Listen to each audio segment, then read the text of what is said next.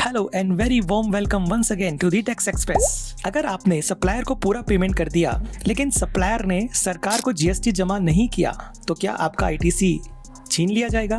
क्या एक ईमानदार टैक्स पेयर को दूसरे की गलती की सजा मिल सकती है? इसी महत्वपूर्ण मुद्दे पर त्रिपुरा हाईकोर्ट ने एक ऐतिहासिक फैसला दिया है messrs Malaya Rubtech Industries versus Union of India के केस में।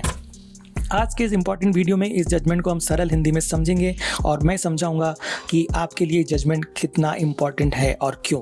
इस केस में पिटिशनर था मलाया रबटेक इंडस्ट्रीज जो जबर इंडस्ट्रीज में एंगेज था और जीएसटी में रजिस्टर्ड डीलर था। इसने मार्च 2018 से नवंबर 2018 के बीच अपने सप्लायर से इनपुट मटेरियल खरीदा, पूरी इनवॉइस वैल्यू और जीएसटी का भुगतान किया और बोनाफाइड बिलीफ में आईटीसी क्लेम कर लिया। बाद में डिपार्टमेंट ने नोटिस जारी किया सेक्शन 73 के तहत और ये कहा कि सप्लायर ने जीएसटी सरकार को जमा नहीं किया है, इसलिए 22,09,964 रुपये का आईटीसी रेसिपिएंट को रिवर्स करना होगा। एडजुडिकेटिंग अथॉरिटी ने अकॉर्डिंगली डिमांड कंफर्म कर दी। बायर ने इस ऑर्डर को हाई कोर्ट में चैलेंज किया।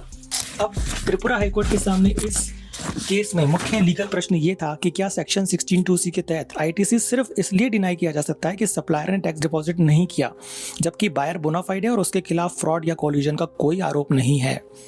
त्रिपुरा हाईकोर्ट ने साफ कहा कि सेक्शन 16(2)(c) का लिटरल इंटरप्रिटेशन लगाना अनफेयर होगा। सेक्शन 16(2)(c) कहता है कि आईटीसी तभी मिलेगा जब टैक्स सरकार को एक्चुअली जमा हुआ हो, लेकिन कोर्ट ने कहा एक बायर के पास कोई लीगल मैकेनिज्म नहीं है जिससे वो सुनिश्चित कर सके कि सप्लायर ने टैक्स जमा किया या नहीं।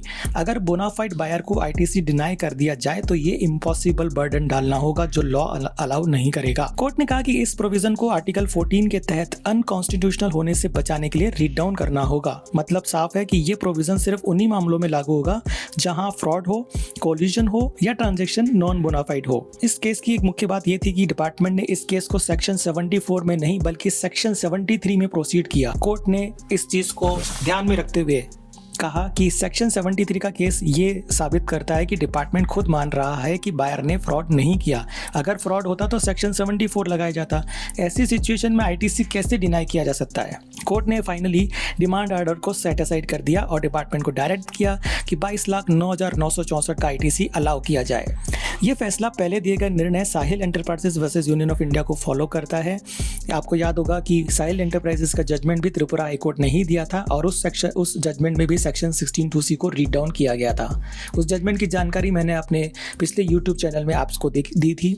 अगर आप चाहें तो उस यूट्यूब वीडियो को फिर से रेफर कर सकते हैं। इन दोनों जजमेंट से अब ये क्लियर हो गया है कि बोनाफाइड परचेजर को डबल जोपाडाइज नहीं दिया जा सकता, यानी ऐसे केसेस में जहां सप्लायर ने पेमेंट का डिफॉल्ट किया हो वहां रेसिपिएंट की कोई गलती नहीं है और ऐसे में बोनाफाइड परचेजर के राइट्स को प्रोटेक्ट किया जाना चाहिए। लेकिन यहाँ पर ध्यान रखने वाली बात यह है कि कुछ हाईकोर्ट्स ने सेक्शन 16(2)(c) को लिटरली इंटरप्रेट किया है, इसलिए ये मुद्दा अभी जुडिशियल डिबेट में हो सकता है और अंतिम फैसला संभवतः सुप्रीम कोर्ट को देना पड़े।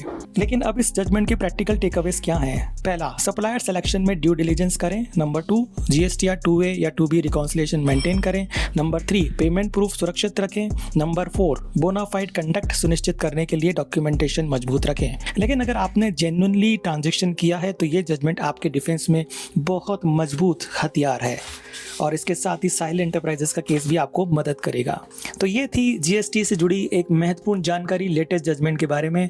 जीएसटी से जुड़ी ऐसी ही महत्वपूर्ण जानकारी, केस लॉ एनालिसिस और अपडेट्स के लिए देखते रहिए आपका अपना दी टैक्स एक्सप्रेस। अगर चैनल को अभी तक सब्सक्राइब नहीं किया है तो सब्सक्राइब करना ना भूलें और बेल आइकन प्रेस करें। धन्यवाद।